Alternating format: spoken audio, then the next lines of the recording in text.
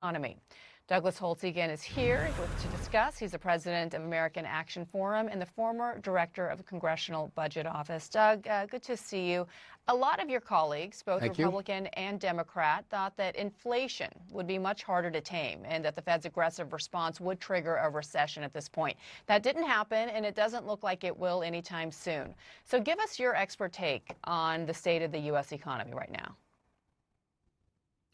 Well, I think that's exactly right. We did expect to have a recession late this year, and that didn't develop. That's a tribute to the strength of the U.S. consumer.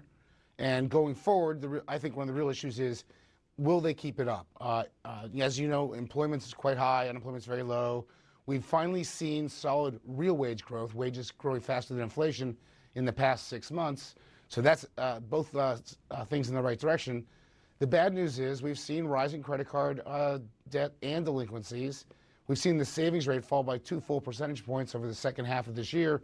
So that looks like a household sector that's digging deeper into its resources to keep the spending up. And you do wonder how long that will keep up.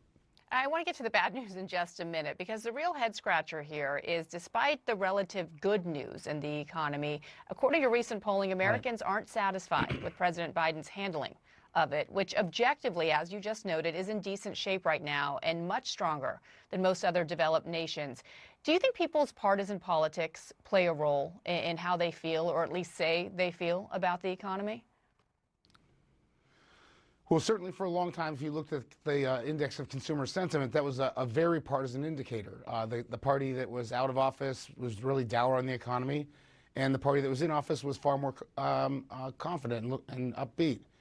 What was really striking is that in the first 2 years of the Biden administration, that went away. And I think what the administration is really facing is the hangover of a 2021 where, inflation grew by 0.7% faster than wages, at 2022 where it was 1%.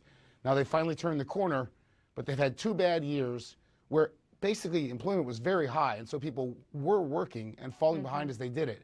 And that didn't produce a lot of happiness. And it's the first time for a lot of people that they really experienced any inflation in this country for many decades. So let's go back to what you pointed out, about the credit card debt is up, people are saving less, housing prices are soaring. How concerned are you about those trends?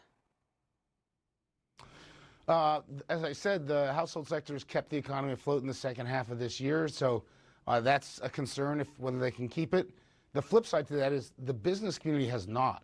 One of my real concerns is that in every post-war recession, except the pandemic, the one we had most recently, and thus we tend to look at, every other recession begins with a downturn in business spending.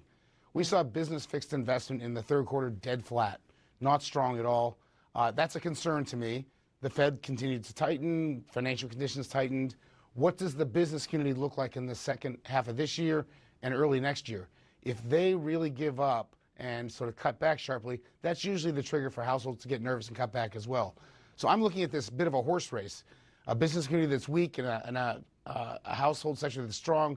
Will the business community come up to the household, or the reverse? That's the key. Yeah, and commercial real estate also really in dire shape too. Doug Holtz-Eakin, thank